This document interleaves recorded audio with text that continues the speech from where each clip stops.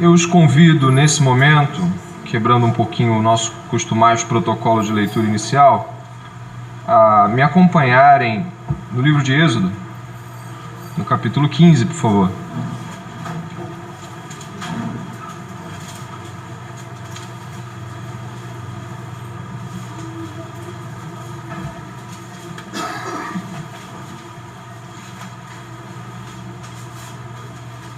Amém? Se alguém do seu lado tiver sem uma Bíblia e você puder fazer esse favor de estender a sua leitura, faça isso. Capítulo 15 do livro de Êxodo. Amém? Diz assim a palavra do Senhor: Então Moisés e os filhos de Israel entoaram este cântico ao Senhor. Cantarei ao Senhor, porque triunfou gloriosamente, lançou no mar o cavalo e o seu cavaleiro. O Senhor é a minha força e o meu cântico, ele se tornou a minha salvação. Este é o meu Deus, portanto eu o louvarei. Ele é o Deus de meu pai, por isso o exaltarei. O Senhor é homem de guerra, Senhor, esse é o seu nome. Lançou no mar os carros de Faraó e o seu exército, e os seus capitães afogaram-se no mar vermelho. Águas profundas os cobriram, desceram às profundezas como pedra. A tua mão direita, ó Senhor, é gloriosa em poder. A tua mão direita, ó Senhor, despedaça o inimigo. Na grandeza da tua excelência, derruba os que se levantam contra ti. Envias o teu furor, que os consome como palha. Com o sopro das tuas narinas, amontoaram-se as águas, as correntes pararam em montão, as águas profundas se tornaram sólidas no coração do mar. O inimigo dizia: perseguirei, alcançarei, repartirei os despojos, a minha alma se fartará deles, arrancarei a minha espada e a minha mão os destruirá. Sopraste com o teu vento, e o mar os cobriu. Afundaram-se como chumbo em águas impetuosas. Ó Senhor, quem é como tu entre os deuses? Quem é como tu, glorificado em santidade, terrível em feitos gloriosos, que opera maravilhas? Estendes a mão direita e a terra os engoliu. Com a bondade guiaste o povo que salvaste. Com a tua força o levaste à habitação da tua santidade. Os povos ouviram e estremeceram. Agonias apoderaram-se deles, dos habitantes da Filistia. Então os chefes de Edom se perturbam, dos poderosos de Moabe se apodera temor. Esmorecem todos os habitantes de Canaã. Sobre eles cai espanto e pavor. Pela grandeza do teu braço, emudecem como pedra. Até que passe o teu povo, ó Senhor, até que passe o povo que adquiriste. Tu introduzirás e os plantarás no monte da tua herança, no lugar que preparastes, ó Senhor, para a tua habitação. No santuário, ó Senhor, que as tuas mãos estabeleceram, o Senhor reinará por todo o sempre. Amém? Oremos? Senhor, o Senhor tem sido o nosso refúgio. E antes que os montes nascessem, antes que os mundos estivessem diante do universo, o Senhor é Deus. É com a alegria de quem chega diante de Deus, de um Deus tão grande, que nos apresentamos para cultuá-lo essa noite. Alegra nosso coração com a tua benignidade. Leva-nos a adorar o Senhor com toda a nossa mente. Que não deixemos de nos entregar à beleza de Deus hoje, à grandeza de Deus. Em nome de Jesus, teu Filho. Amém.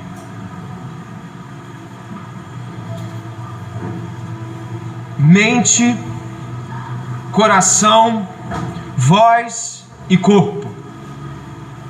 O teólogo Kevin Van Hooser diz que quando cantamos, todas as nossas capacidades, todas as nossas faculdades, tudo que a gente é, canta. Tudo que a gente sente, tudo que a gente pode tocar, fala de nós e fala do que está dentro de nós. Que acabamos de ler, só lido já mexe com a gente. A alegria de Moisés, diante do que ele viu, é algo incalculável para Moisés. Então ele cantou. Nós estaremos diante das próximas 5 semanas, ouvindo os cânticos de Deus, em 5 salmos, do 4º livro do Saltério. Salmo 90, 91, 92, 93, 94. E hoje, nós estamos diante de um salmo muito significativo. O Salmo 90 é o salmo mais antigo das Escrituras. Ele é um salmo escrito por alguém também muito emblemático, Moisés, o único salmo que é composto por Moisés. E apesar de nós termos lido um cântico aqui, que é de autoria de Moisés, um cântico que exalta as grandezas de Deus, dentro do Saltério, dentro de todos os 150 salmos, apenas um foi escrito por Moisés. E ele é o salmo que abre essa 4ª sequência nos livros hebraicos, no Saltério hebraico. Ele é o 4º livro dos 5. E esse Salmo 90 vai ser o nosso porto seguro de Deus essa noite, onde vamos poder ver a grandeza de Deus, vamos poder tocar nas grandezas de Deus, sentir a presença do Senhor. Mas não foi por acaso que nós abrimos no livro de Êxodo, capítulo 15. O verso 2 é um verso que você pode repousar os olhos mais uma vez. No verso 2, Moisés fala algo grandioso que deveria ecoar no nosso coração. Moisés fala no verso 2 algo profundíssimo. Ele diz assim: o Senhor é minha força e o meu cântico. Moisés vai dizer que Deus é a música do coração dele. Deus é o louvor do coração de Moisés. Nós estamos diante de Escritura, nós estamos diante da Bíblia, nós estamos diante de música. Olha que maravilhoso, essa noite estaremos estudando uma música dentro da Bíblia. E eu, sem demagogia, ou sem uso excessivo da palavra, eu posso dizer que quando os salmos falam, Deus canta. Deus canta através dos salmos. Já pensou dessa forma? De que Escritura é a voz de Deus, e de que os salmos são a voz de Deus cantando, falando acerca de si mesmo por intermédio do seu povo. Não estamos apenas diante da Escritura, mas diante da mais pura poesia de Deus. Deus enquanto poeta, o artista que construiu todo o universo. A beleza desse mundo é também um poeta, um escritor, um escultor e um músico. Estamos diante das músicas de Deus. Que o nosso coração essa noite não esteja apenas esperando um sermão de faça isso ou aquilo, mas esteja diante da majestade do compositor celeste, da majestade, da beleza de alguém que não se compara a Johann Sebastian Bach, ou Mozart, ou qualquer outro que a gente possa ter ouvido e dito que belíssimas canções. Não, estamos diante das composições de Deus. E nesse tom, nesse começo, nós estávamos olhando Êxodo 15. E qual é a marca de Êxodo 15? O que Moisés propõe em Êxodo 15, nesse cântico que você leu comigo? Moisés louva a Deus após sair do Egito. Aquilo era terrível, a condição era terrível. Escravidão, tortura, medo, morte, vergonha. Toda a frustração de 430 anos no Egito, naquele momento, estavam exuberantes diante de um mar que se abria para o povo e fechava-se, e engolia cavaleiros, e todo o povo olhava para aquilo espantado. Moisés não tinha outra reação, senão a mais adequada reação diante da grandeza de Deus: louvar. Diante da grandeza de Deus, louvamos a Deus. E Moisés, entendendo a realidade de Deus, louva a Deus. Esse cântico marca a saída do povo de Deus do Egito, que para nós em analogia, marca a saída da escravidão do pecado, a saída de uma situação onde o domínio das trevas tomava conta de nossas vidas. E é assim que vemos hoje Êxodo, como fato real histórico, mas como um símbolo das nossas próprias conversões em Cristo Jesus. Mas se você puder observar, e nós já vamos para o Salmo 90, mas observe o capítulo 14, do mesmo livro onde estamos. O capítulo 14 tem algo muito interessante. No capítulo 14, se você observar apenas pelos subtítulos da sua Bíblia, do editorial da Bíblia, você percebe que o mesmo evento foi narrado no capítulo 14. A travessia do povo pelo Mar Vermelho também está no capítulo 14. Você viu aí? Viu? Observou isso? Que também está narrada? Ela está escrita com detalhes, eu lhe diria, com mais detalhes do que no Cântico de Moisés. Ora, por que Moisés proporia escrever 2 vezes a mesma coisa, uma ao lado da outra? Por que Êxodo 14 se repete em Êxodo 15? Qual é o motivo?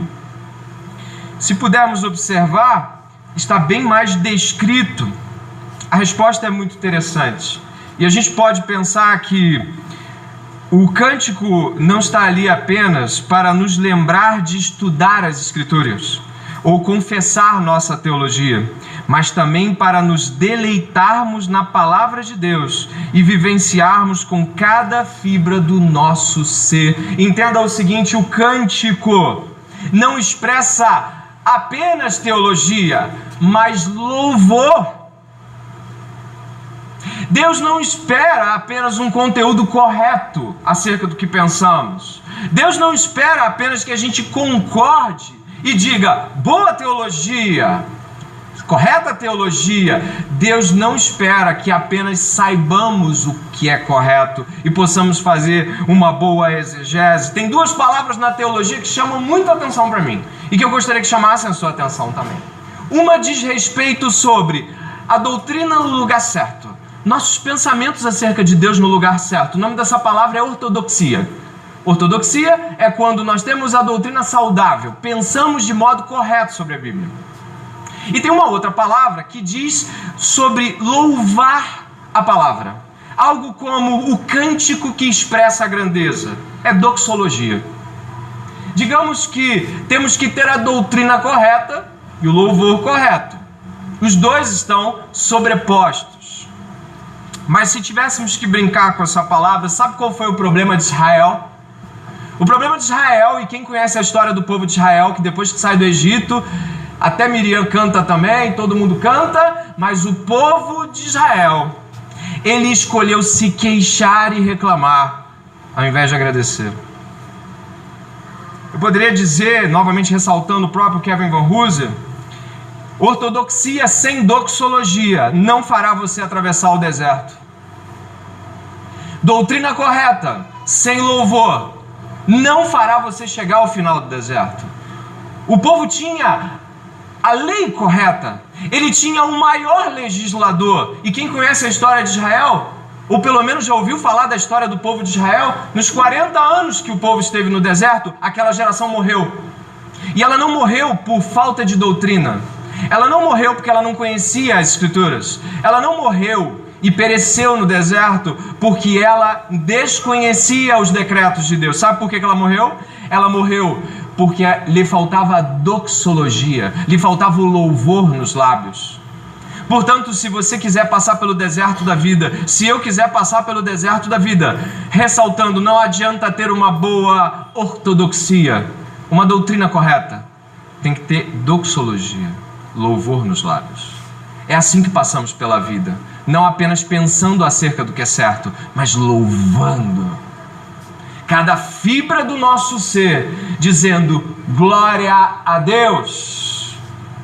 É preciso, diante da ausência de pão, de emprego, de dinheiro, da ausência da saúde, da solidão, cantar: Tu és fiel, Senhor, Tu és fiel, Senhor. É lá que está, é ali.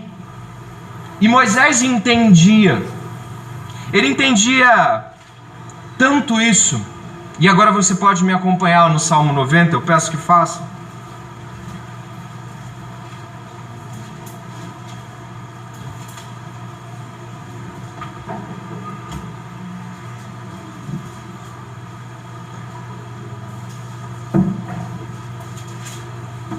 Moisés entendia a condição, ressaltando novamente as duas palavras. Moisés entendia que sem a doxologia, sem o louvor, não adianta ter a doutrina certa.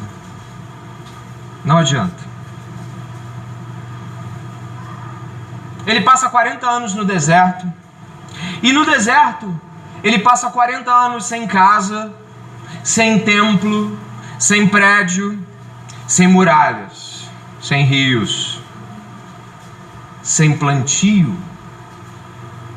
Como um pastor do deserto, o pastor Moisés consegue guiar por 40 anos. O salmo que nós vamos ler agora, e ele começa assim no verso 1: Senhor, tu tens sido o nosso refúgio de geração em geração, antes que os montes nascessem, e tu formaste a terra e o mundo, de eternidade em eternidade.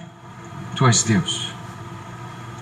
O Salmo 90 já não é mais o cântico do mar, é o cântico do deserto. O Salmo 90 não é mais a expressão diante dos milagres. Estava lendo essa semana teólogos dizendo que se juntasse todos os milagres fantásticos narrados no Velho Testamento, e a gente às vezes lê Atos dos Apóstolos e o Velho Testamento, como se a cada 15 minutos alguém fizesse um machado flutuar ou um mar se abrir. Só que os teólogos afirmam que se juntarem os eventos e dividirem numa média por todo o tempo da história do Velho Testamento, nós teremos um evento miraculoso a cada 30 anos. Não era todo dia. Não era todo dia que o mar se abria. Quando o deserto se dispõe diante daquelas pessoas, Moisés, o pastor do deserto, tem a difícil tarefa de levar adiante aquele povo até a terra prometida. E 40 anos no deserto fazem ele ter a certeza de que ele pode dizer no verso 1: o Senhor tem sido o nosso refúgio de geração em geração. Moisés percebeu uma coisa que Abraão também percebeu no final da idade dele. Sabe quando Deus chama Abraão e diz: olha para o céu, olha para as estrelas, você vai ter filhos assim, sua descendência será desse jeito. Abraão olhou para o céu, creu, saiu da tenda, foi adiante, foi para uma terra. Só que é perceptível ao olhar o livro de Hebreus no Novo Testamento que Abraão não alcançou a promessa. Ele foi convocado a dar início à promessa. Aqui no Salmo 90 você vai encontrar um Moisés que considera que de fato o que Deus prometeu vai acontecer, mas não vai ser para Moisés. Existe algo que vai além, e por isso ele evoca que Deus é Deus de geração em geração, e que talvez não seja a dele, e que talvez a coisa vá mais além, e que ele não veja as promessas se concretizarem em sua vida. E a gente vai ver isso no Salmo, no decorrer do Salmo. A tarefa de alguém que segue a trajetória do deserto não é de esperar que todos os benefícios acerca da vida eterna que Deus propõe se estabeleçam no deserto. A tarefa árdua que alguém tem em ouvir das promessas do Senhor é, depois que se vê dentro delas, perceber que nem todas se cumprirão aqui. E quando Moisés propõe esse salmo, ele nos propõe pensar que nem todas as coisas que a Bíblia diz que vão acontecer aqui. E que eu vou dizer, uma maior parte delas não vai acontecer aqui. Ele tinha essa consciência. E ele no verso 1 e no verso 2 estabelece algo maravilhoso. Ele vai dizer o seguinte: Deus é a habitação do povo de Deus. Deus é a habitação do povo, não é sobre a terra prometida. É como se ele, depois de perceber longos e longos anos, talvez 30, 35 anos, ele pudesse olhar e ao olhar para trás ele pudesse perceber que não era uma terra prometida, mas um Deus prometido. Não era uma terra apenas, mas o Deus da terra. Quando nos aproximamos de Jesus Cristo, muitas vezes nos ressaltam as ideias claras de que a vida se tornará um pouco mais fácil. Ou pelo menos algumas dores e problemas vão ser amenizados. Sim, alguns ainda exageram e falam: pare de sofrer, venha para Jesus. E esse exagero corrompe a doutrina, porque não tem nada disso. Moisés entendeu que a promessa de Deus acerca dele mesmo é que Deus seria o nosso refúgio. Deus é o refúgio da igreja, disse Charles Spurgeon ao ler esse salmo. Deus é o refúgio da igreja. A igreja se refugia em Deus. A igreja jamais pode ter dinheiro, ou um prédio como refúgio, ou uma condição social, uma membresia capacitada, ou mesmo uma capacidade de propor algo que influencia a sociedade. O refúgio da igreja, a segurança da igreja é Deus como refúgio. A dificuldade que nós temos para pensar nisso é de que, de fato, os benefícios de Deus, a sustentação de Deus, muitas vezes nos soam como o próprio Deus. Então Deus nos leva para o deserto, para que no deserto não haja nenhuma possibilidade de que nos autossustentemos. Ter Deus como refúgio é ter o deserto como habitação. Talvez um dos desafios mais complicados ao se caminhar na carreira cristã é de que em dado momento, e talvez aqueles que já estejam há 5, 10 anos com Jesus Cristo possam observar isso, em dado momento você começa a perceber que o deserto não passa. E eu digo deserto não daquela situação de dinheiro, família, saúde, doença, não. A condição de peregrinar é a condição de Moisés. Moisés tipifica a vida que temos, do ponto de vista de que, queridos, não adianta, ninguém que diz ter Deus como refúgio pode rejeitar o deserto como habitação. Ninguém que diz Deus é o meu refúgio espera algum tipo de paz terrena consoladora. Se você diz Deus é o meu refúgio, você está dizendo ao mesmo tempo: e o deserto é minha casa. Deus é o teu refúgio, mas o deserto é a zona de habitação. O deserto propõe a total incapacidade de autossustentação. Quando Moisés chega a essa conclusão, talvez uma conclusão que muitos de nós, se demoramos, talvez às vezes nem cheguemos, é de que Deus é o nosso refúgio e o deserto é a única possibilidade de experimentá-lo. Verso 2 ele diz: antes que os montes nascessem, e tu formaste a terra e o mundo, de eternidade a eternidade, tu és Deus. Ele vai evocar algo incrível aqui, que Deus não é apenas o refúgio do deserto, Ele é o refúgio do pós-vida, Ele é o refúgio de qualquer coisa que viesse antes disso. Deus não é apenas o refúgio daqueles que estão peregrinando pelo deserto, Deus é o refúgio para depois do deserto, Deus é o refúgio da eternidade. Moisés evoca a grandeza e a eternidade de Deus, não somente como um consolo para o deserto, mas como uma esperança para a morte. E só conseguimos ver isso no deserto, porque é lá que Deus se manifesta glorioso. Desse modo, Moisés propõe uma visão inabalável de Deus. Preste bem atenção. Moisés propõe uma visão grandiosa de Deus, inabalável de Deus, uma visão larga de Deus, uma visão de confie em Deus. É isso que ele está dizendo, confie em Deus. Ele tem sido o sustentador de gerações de pessoas. Não começou com você, não começou com essa igreja, não começou com aquela outra igreja do século XVI. Não, Deus tem tem sido o refúgio de todas essas pessoas. E Ele será o teu refúgio quando diante da cama do CTI, quando diante da morte do avô e da avó, da morte do seu filho, e diante daquilo que você olha e fala, não tem jeito, o Deus de Moisés propõe, mas eu vou além. Eu vou além do leito do hospital, eu vou até depois dele, eu vou além, eu vou à eternidade com você. É a garantia de Moisés, é a garantia do Deus de Moisés.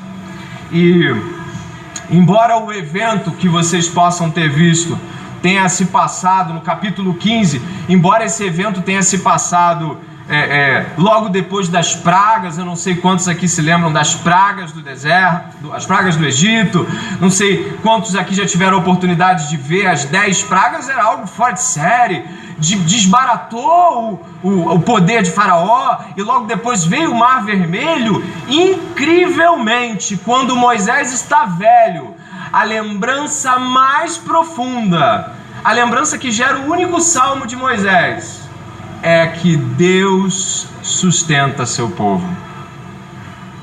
Vou apenas fechar aqui, aguarde um minutinho.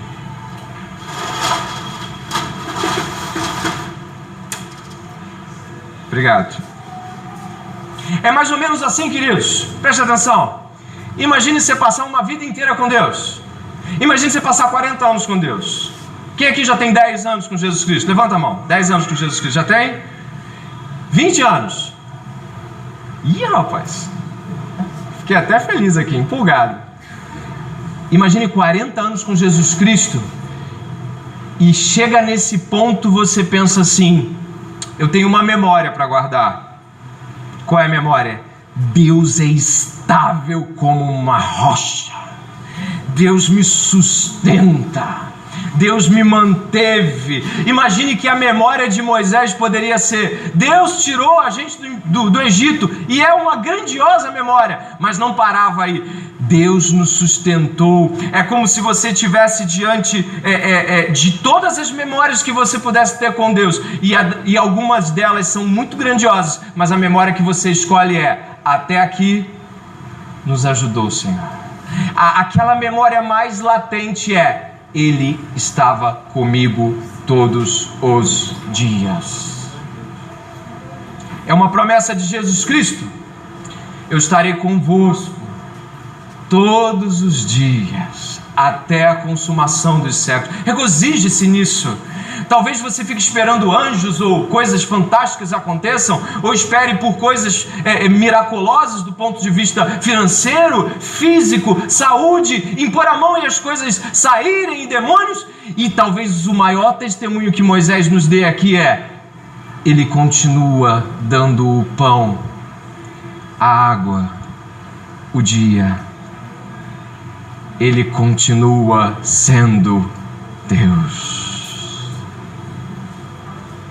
Talvez você possa examinar a sua vida ao final de 40 anos, mas parece que o apóstolo Paulo, diz John Piper, ele tem um critério particular de examinar a própria vida. Ele chega no final, antes de morrer, e ele não olha para os currículos, ele olha em 2 Timóteo capítulo 4 e diz assim: combati o bom combate, completei a carreira, eu guardei a fé. Esse é o critério de sucesso do apóstolo Paulo. E o critério de testemunho de Moisés é: ele nunca faltou, ele nunca nos abandonou. A você que é inseguro, ansioso, temeroso, extremamente planejador, a você que pensa que talvez o mundo tenha que ser feito e refeito de acordo com o mover do seu coração, Ele é Deus. Fica calmo, fica calma, Ele está e estará. Jesus Cristo é o mesmo ontem, hoje e eternamente. Ele é a rocha. Mas quando estamos diante desse incrível momento de grandeza, onde os seus olhos saltam e jubilam e dizem: o Senhor é Deus, Moisés vem com algo que ninguém espera.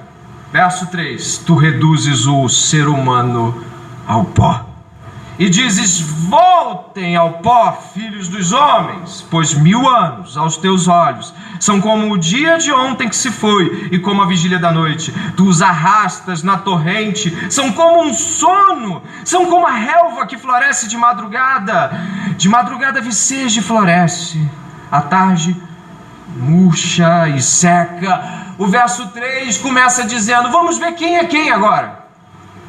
A grandeza e a miséria, a majestade e o finito. Nesse momento, o olhar de Moisés vai para o deserto, e aqueles que já viram documentários ou tiveram a oportunidade de olhar um pouquinho do que é deserto, existem plantas no deserto que nascem pela manhã com um pouco de orvalho e novamente 4, 5 horas da tarde estão todas secas. Moisés olha para o deserto e fala: somos nós, é a nossa juventude ali, nasce, cresce num dia só. E Deus olha para a gente como olhamos para essas ervas, olhamos para essas plantinhas. Imagine que nós olhamos para a nossa vida e muitas vezes achamos que ela é muito longa, ou que a gente já viveu muito, mas estamos diante de Deus, e diante de Deus somos como plantinhas que nascem pela manhã e morrem pela tarde. Deus é eterno, e Moisés aqui contrasta a grandeza e eternidade de Deus e a finitude e fraqueza humanas. Ele precisa fazer isso conosco. Por que o salmista está fazendo isso conosco? Porque ele precisa dizer quem Deus é e quem nós somos. E a menos de que, como foi dito, saibamos quem somos diante de quem Deus é, tudo mais que a gente pense não faz sentido nenhum. É como se Moisés estivesse olhando e falando: olha, tudo pode acabar a qualquer momento, mas ainda assim eu te louvo.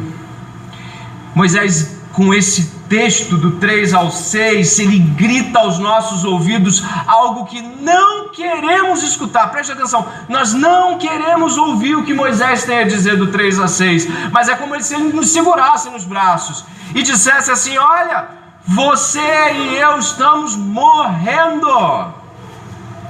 Você e eu nos iludimos pensando que quem morreu foi só o cara da sepultura ali. Nós estamos morrendo. Incrivelmente, quando Pedro pergunta: Senhor, eu posso ir até aí? Jesus diz: pode vir. Pedro começa a andar pelas águas. A gente esquece que o cenário era de que eles estavam perecendo. O barco balançava, eles iam morrer. E quem vem andando pela água? Jesus. E aí quando Pedro diz: eu posso, se é o Senhor eu vou, então venha. E quando ele começa a andar, ele olha para baixo, olha para o vento, cai. E ele diz: Senhor, eu estou perecendo, ajuda-me. Só que a gente esquece que ele já estava perecendo, o barco ia afundar. Se não fosse Jesus, aquele barco tinha afundado. Essa é a nossa ilusão da vida. Nós achamos que só estamos morrendo quando estamos afundando à beira de um leito de morte. Nós já estamos morrendo. Nós já estamos caminhando para a morte. Todos nós. É como se Moisés dissesse: abandone a ilusão, você está morrendo. Abandone essa ideia de que você está forte e firme, você está indo como a flor, a erva. E quem está nos recolhendo? Olha o verso 3, quem está nos recolhendo? Deus. Isso é mais assustador. Quem está nos recolhendo? Deus. E por que Deus está nos recolhendo? Porque Ele está cumprindo a maldição de Gênesis capítulo 3. Nós pecamos e vamos morrer. Romanos capítulo 6, o salário do pecado é a morte. Deus está cumprindo sua promessa. A maldição da morte recai sobre cada homem. Moisés tem certeza disso ao ver dezenas de milhares de homens caindo pelo deserto. Ele olha e vê a maldição do Éden se cumprindo. Todos nós ainda estamos sobre esse edito de Deus. todo homem morrerá. A condição humana de morte deveria nos assombrar, nos assustar, mexer conosco. Jesus, em Mateus 10, 28, ressalta essa condição humana de medo do que não deve temer. Não temam aqueles que podem matar o seu corpo e nada podem fazer em relação à sua alma. Antes, temam aquele que, após matar o corpo, pode lançar a alma no inferno. Jesus está falando, vocês têm medo da coisa errada, tenham medo de Deus. Deus está recolhendo pessoas. George Whitefield, num sermão no século XVIII, começou abrindo o texto áureo de Hebreus, dizendo, cabe ao homem morrer uma só vez, e segue daí o juízo. Bum! Caiu um homem lá atrás no sermão dele. Um ajudante, um diácono falou, senhor Whitefield, um homem acabou de morrer ali atrás. E vou continuar pregando. E eles foram acudir lá o morto, levar o morto. De repente ele leu o texto de novo para dar início de novo ao sermão. Ele diz, cabe ao homem morrer uma só vez e segue daí o juízo. Bum! O segundo homem caiu lá atrás. E daí ele começou a pregar. Deus está recolhendo cada um de nós, cumprindo o retorno ao pó. Porque do pó fomos feitos. Só que perdemos a visão de que estamos morrendo. E por que isso? No verso 7 ao 10. Se não bastasse a condição humana de morte, estamos morrendo. Querido, por favor, ouça o que eu estou dizendo e gritando ao teu ouvido. Nós estamos morrendo. Você pode ser jovem, você pode ter toda a saúde, você e eu estamos morrendo. E Moisés aqui está gritando aos nossos ouvidos. E como não bastasse a condição mortal humana, nós ainda encontramos do verso 7 em diante a condição moral, pecaminosa humana. Se não bastasse ainda o fato que estamos morrendo, ainda estamos em pecado. Olha o verso 7, pois somos consumidos pela tua ira e pelo teu furor conturbados, puseste as nossas iniquidades diante de ti, e sob a luz do teu rosto, os nossos pecados ocultos, além de estarmos separados de Deus pelo pecado. O pecado nos separa de Deus. Deus é santo. Ainda, além disso, o pecado nos cega a nossa condição de mortalidade. O pecado condiciona a nossa mente a pensar que não morremos. E começamos a agir como se não morrêssemos. E quanto mais jovem, mais acentuada essa sensação de que a morte está distante. Ilusão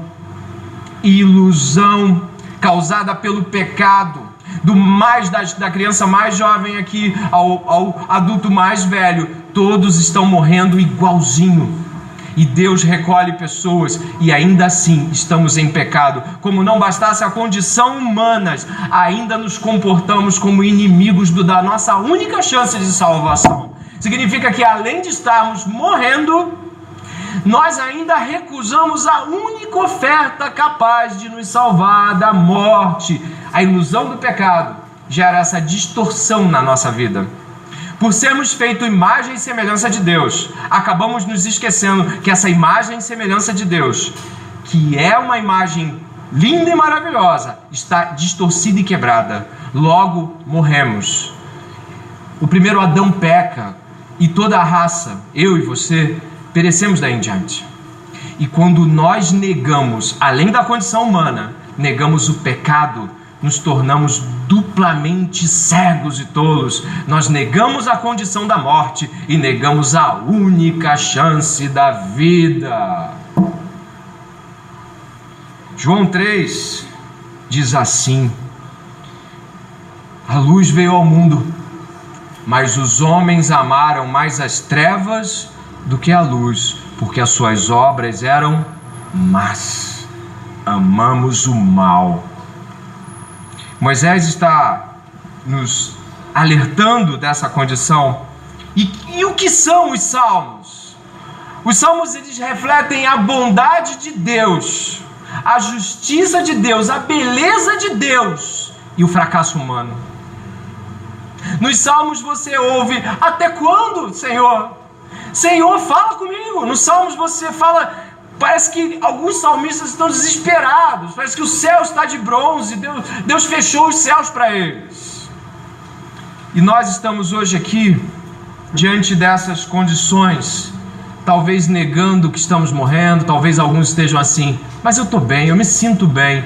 A saúde e a juventude são ilusões. E eu digo ilusões não porque elas não existem, mas porque elas hoje, no mundo caído, são uma espécie de venda aos nossos olhos em relação à morte. Saúde e juventude são como a relva do campo. Passam. Quem está mais velho, ou quem já esteve muito doente, entende o que estou falando. Passam. E o que acontece então? No verso 8 nós temos aqui Deus dizendo que além disso tudo, além de inimigos de Deus quanto ao entendimento, Deus ainda é capaz de olhar os nossos pecados mais ocultos, aquilo que nós imaginamos que ninguém sabe, ninguém vê e ninguém nunca vai saber. Ele ainda assim, diante da luz do seu rosto, consegue ver. Nós estamos condicionalmente indo para a morte, nós somos inimigos de Deus e ainda achamos que mentimos para Ele, e Ele não vê. Que cegueira, não? Completa cegueira.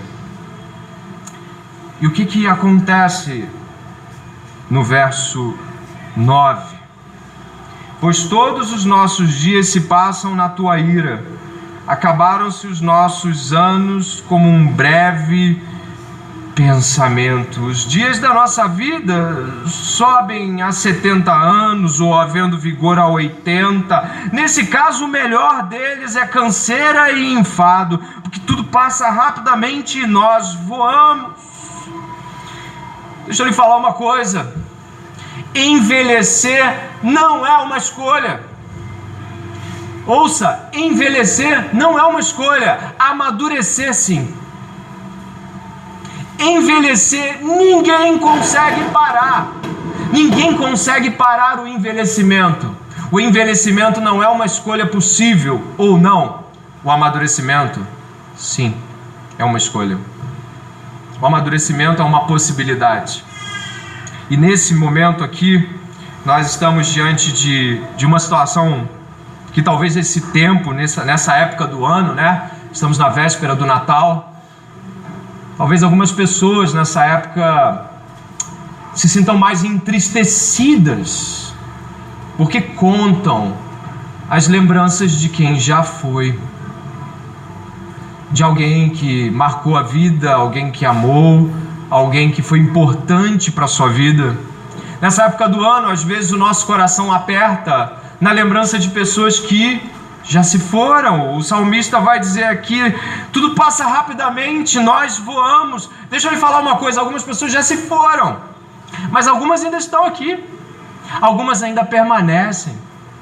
É um momento, e cabe aqui uma reflexão, de valorizar quem ainda está, porque tudo passa rapidamente, tudo passa extremamente rápido. E eu vou lhe dizer uma coisa, já conectando com o que vai ser dito depois: se Deus não nos põe no deserto, se Deus não nos coloca dor, aflição, lutas, nós consumiríamos a vida sem lembrar. Se Deus não nos coloca marcos que nos tocam, nos ferem, nos inquirem, nos fazem lembrar de dilemas, consumiríamos a vida, nós mastigaríamos e engoliríamos ela de uma vez. Era capaz de chegarmos a 50 anos falando assim, foi normal, foi tudo bem, porque o que nos marca é a dor. A dor parece ser o único modo que paralisa o nosso consumo por uma vida fútil. A dor parece ser o método que Deus escolheu para parar essa máquina nossa de consumo de vida. A dor parece ser aquele momento onde você para e, peraí, está doendo, por que está doendo? Ela para o fluxo, ela paralisa. Jesus pregou nas sinagogas o evangelho do reino. Jesus multiplicou o pão diante de pelo menos 2 multidões. Jesus curou pessoas das mais incríveis enfermidades, ele ressuscitou mortos. Mas espera ser lembrado pela dor. Ele não nos salvou com a multiplicação dos pães, ele nos salvou pela dor. Portanto, nós não somos aqueles que conseguem entender porque o pão está lá, mas porque a dor está. A cruz é o escândalo da dor. O sofrimento, diz C.S. Lewis, é o megafone de Deus. Deus grita nos nossos ouvidos com o sofrimento. A cruz, esse escândalo, essa dor, é o único modo como a nossa vida desesperada consegue parar e refletir. A dor por alguém que morreu, aí você para, as pessoas morrem. A dor por alguém que se afastou da fé e você para, nossa, eu a tinha aqui, eu poderia ter pregado mais. A dor de se perder um filho, um amigo, a dor de se perder talvez um braço por conta de um acidente imprudente, a dor, porque a dor nos faz perceber que temos uma limitação. Jesus Cristo escolhe a dor como um modo de expor a salvação, porque não prestaríamos atenção senão pela dor. E aí, em um verso aqui, o verso 11, diz assim: quem conhece o poder da tua ira e a tua cólera, segundo o temor que te é devido?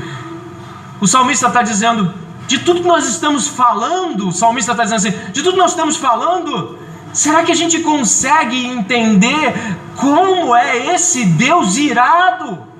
O salmista está dizendo algo como: vocês me ouviram falando de que Ele é eterno? Vocês me ouviram falando de que Ele arrasta os homens como torrentes? Vocês me ouviram falando de que 1000 anos é como um dia? Vocês me ouviram falando sobre isso? E aí naquele momento ele dá uma reflexão profunda. Quem pode imaginar um ser desse irado? Como pode? O que deve ser esse ser quando ele se ira?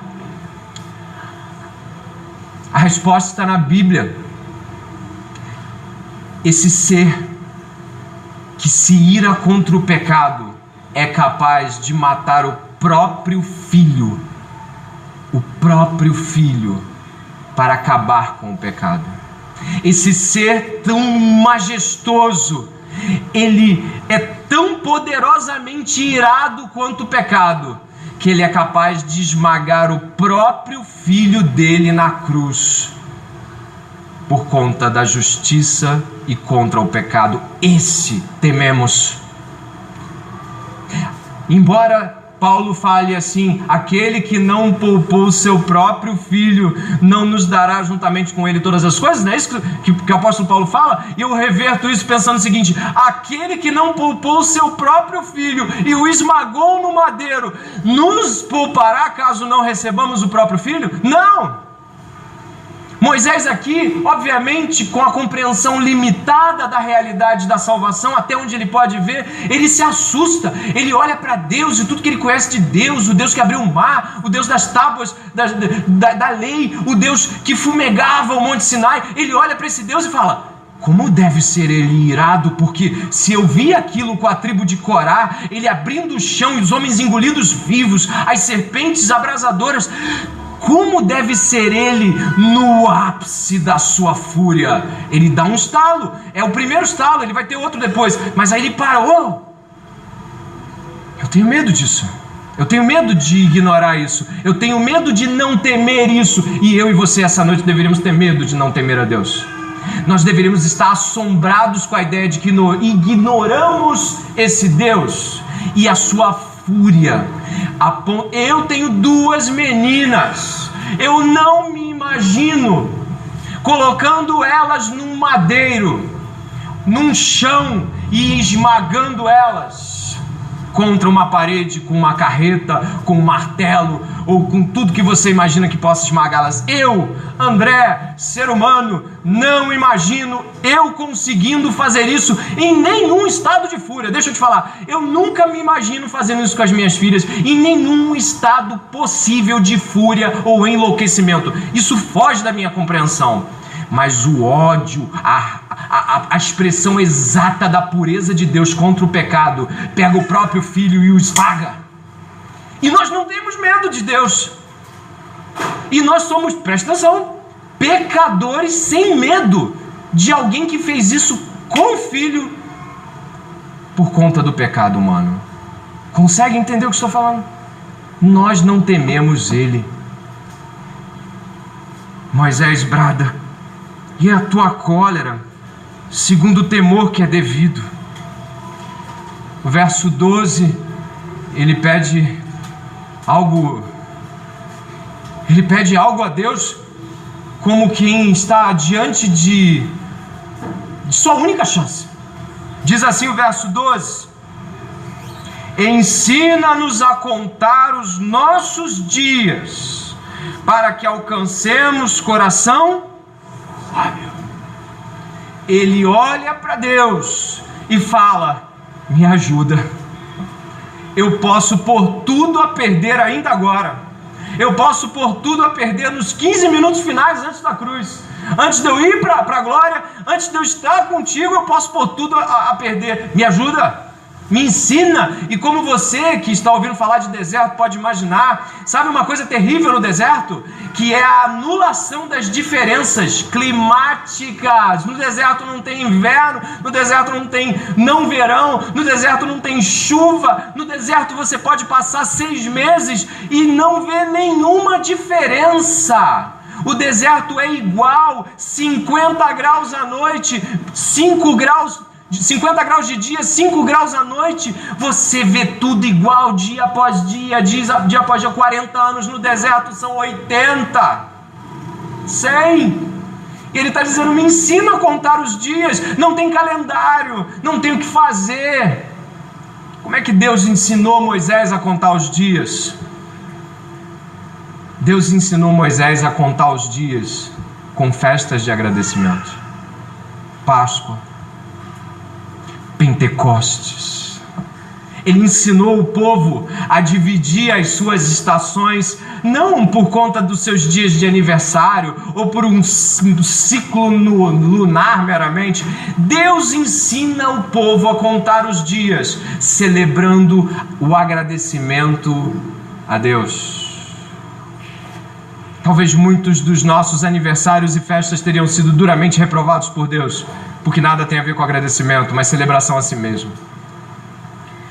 Moisés está diante da velhice e clama por amadurecimento. Lembra de novo, envelhecer não é uma escolha, amadurecer é uma escolha. E o que é amadurecer então? Amadurecer é louvar e engrandecer a Deus por nos levar para o deserto e nos fazer passar por necessidades que não conseguimos prover, por medos que não conseguimos vencer por nós mesmos, a fim de que tenhamos a Deus como único bem e único motivo de alegria. John Piper diz que esse Salmo 90 já fez com que muitos homens refletissem sua própria condição diante da sepultura. John Piper, o pregador batista, diz que o nome desse salmo é Ensaio para a Morte. Olha para esse salmo, olha para a tua sepultura, olha para o teu fim, olha quem você é por esse salmo. A beleza e a grandeza de Deus como sustento e inspiração para a vida humana, esse é esse salmo. Indo para os 10 minutos finais, o verso 13 diz que o salmista, agora preste atenção na condição do salmista aqui agora, ele se desalenta. Você sabe o que é isso? É quando você chega num determinado momento de algo, ou talvez desse sermão, e olha para trás e fala: não tem como. Não tem como esconder o pecado dele. Ele descobre, ele revela, ele expõe com a luz do rosto dele, todo mundo vai ficar sabendo depois. Não tem como fugir da morte. Tem como? Não tem como. Tem como fugir da velhice? Não tem como. Tem como fugir da doença? Não tem como. Não tem como fugir. E aí, olha o desespero, se é que essa palavra é mais adequada, para o verso 13: volta-te, Senhor, até quando estarás indignado? Tem compaixão dos teus servos. O salmista Moisés clama, olha, não tem jeito. Ele olha pelo que ele escreveu e fala: e agora? Como saio disso? Como saio dessa? Ele se assusta. Sabe o que ele faz? Ele ora. É perceptível que o que acontece no verso 13 é uma oração. Olha para o seu Salmo 90, verso 13. É uma oração. Volta-te, Senhor. Olha para mim. É aquele grito que você dá quando o Senhor é seu refúgio e fortaleza, socorro bem presente. Deus te protege de Deus. Deus te protege da fúria que Deus tem para nos dar, caso continuemos em nossa vida de pecado. Deus é o único refúgio contra o próprio Deus e sua justiça. Na verdade, ele clama. Nesse momento, Moisés percebe que Deus poderia se relacionar conosco apenas por um de seus atributos: justiça. Moisés olha e fala: se ele for justo e só usar justiça, não tem para ninguém, todos serão destruídos. Pronto. Não sobra homem na terra. Todos pecaram e estão afastados da glória de Deus. Moisés então começa a pedir. Olha que lindos pedidos de Moisés. Por favor, olha para os pedidos de Moisés e pede igual. Olha, ele no verso 13, ele diz: Senhor, tem compaixão dos servos. Ele não pede só para ele. Tem compaixão. Ele pede misericórdia. Ele pede ajuda. Verso 14: nos sacia com tua bondade. Sabe por que ele quer a bondade de Deus? Porque ele quer cantar.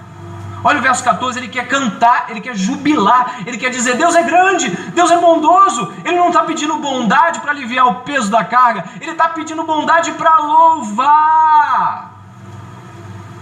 Eu e você pedimos a bondade de Deus para quê? Se não para louvar. Verso 15, ele pede alegria. No verso 17, ele pede graça. Se Deus podia se relacionar conosco apenas pela justiça, é pela graça, a única possível relação que temos com Deus. Graça, Deus nos favorece, mas devia nos matar. Graça, Deus é bom, mas deveria nos esmagar. Graça, Deus nos ama, mas merecíamos ódio e raiva e fúria. Deus nos salva e merecíamos perecer. Graça, o que sustenta essa igreja aqui essa noite? Graça, o que te sustenta quando o mar do seu coração começa a balançar e você diz: Senhor, salva-me. Se ele tivesse uma resposta para te dar e ela fosse só de justiça, seria: você merece. Mas ele estende a mão por graça. Sabe quando você fala para Deus: eu sofro, minha condição aqui é de dor, ele diria: ainda é pouca se fosse a justiça, mas a misericórdia, o único tempero que a justiça recebe. A graça de Deus está sobre a tua vida essa noite. A graça de Deus está sobre a minha vida essa noite. Há 2 semanas atrás, eu estava muito triste, me pus a chorar e desesperei contra a minha própria alma. Tinha 2 servos de Deus ao meu lado e eu só podia pensar na minha própria destruição. Eu podia pensar que eu não merecia mais viver. E as 2 pessoas que estavam do meu lado estavam chorando comigo também. Então eu pedi a uma delas: prega Jesus para mim. Prega Jesus para mim. Eu chorava e pedia que elas pregassem Jesus para mim, porque era o único lugar para onde eu podia fugir. E o Senhor foi o refúgio. O Senhor foi o único refúgio. Eu não sei o que você canta. Deixa eu lhe dizer para terminar, eu não sei o que você costuma cantar. Mas Deus não admite dicotomias nessa vida. Deus não admite uma vida dividida. Ou tu canta e concorda que canta a graça, ou cala tua boca e para de cantar o mundo. E com isso não quero fazer dicotomias sobre quem fez a música ou não, mas se é sobre graça. Se é sobre graça. Termino com uma frase de Santo Agostinho, um dos pais da igreja. Qualquer pessoa, portanto, que aprendeu a amar a nova vida, aprendeu a cantar um cântico novo. E o novo cântico traz à memória a nova vida. E diz ainda: vivam bem a vida e vocês mesmos serão o louvor dele. Louvamos a Deus para sermos o louvor de Deus. Somos feitos como para louvor da sua glória. Só se louvamos a sua glória. Somos feitos como aqueles que exultam a grandeza de Deus, que exalam o bom perfume de Cristo. Estamos diante de louvores. Você costuma exultar e cantar alegremente?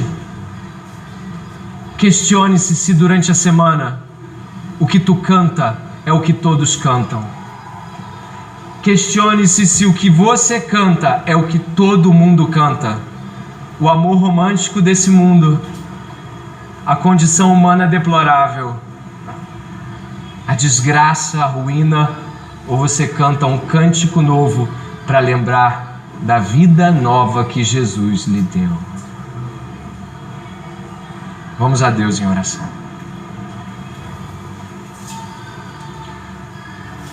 Senhor, volta-te para nós essa noite e com as tuas grandes misericórdias, ó Deus, enlaça o nosso coração no teu, segundo a tua benignidade, grande amor com que nos amou, e quando ainda éramos cegos, maus, o Senhor nos atraiu e com bondade nos constrangeu ao teu amor. Essa é uma noite onde os nossos lábios jubilam e onde aqueles que por semanas não conseguiram entoar nenhum louvor pedem perdão. Deus é digno de todo louvor. Cantamos tantas músicas, Deus. Falamos de tantos autores, cantores. Nós colocamos no nosso automóvel, nos nossos lares, no nosso fone de ouvido. Nós louvamos tanta coisa que deixamos a graça como um pano de fundo caído de uma vida que, apesar de salva pela graça, exalta a desgraça. Eu tenho vergonha de mim essa noite. E eu peço ao Senhor que tenha misericórdia da minha alma. Mas eu sei que tem gente também orando por si mesmo, com muita vergonha, porque há muito tempo não exala o bom perfume de Cristo. Senhor, tenha misericórdia de nós. Sacia-nos com a tua bondade essa noite, para que o nome de Jesus, que com dor venceu a morte, nos constrange. Salva-nos e seremos salvos. Amém.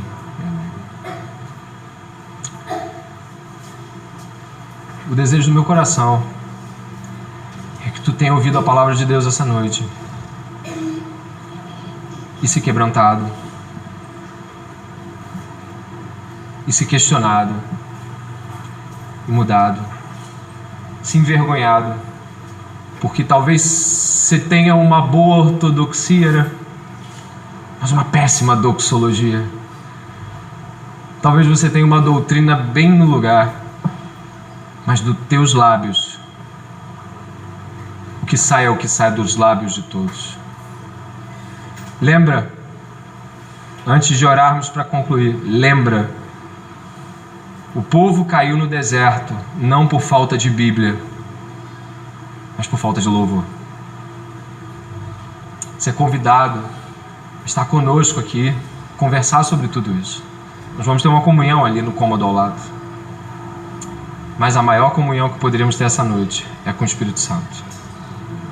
Se após a oração final agora você desejar sentar-se um pouco, abaixar a cabeça e pensar sobre tudo isso, faça isso. A gente conversa depois. Amém? O Senhor falou com você? Amém? Vamos ao Senhor mais uma vez. Senhor, nosso Deus e nosso Pai, clamamos pela graça essa noite.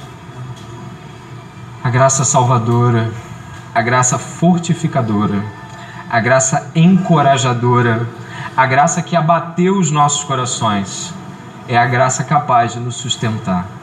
Senhor, nessa noite o Senhor nos questionou sobre louvarmos o mundo. Não porque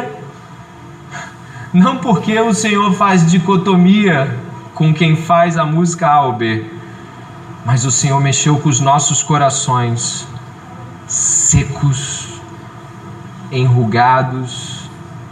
O Senhor mexeu na nossa condição de morte. O Senhor foi tão bom conosco, nos falando tantas verdades. Pedimos que o Senhor nessa noite não nos deixe sem a dádiva do arrependimento. Que nós essa semana procuremos a Bíblia, os cânticos, os salmos, que essa semana seja uma semana renovadora e que o louvor saia da nossa boca como há muito não saía.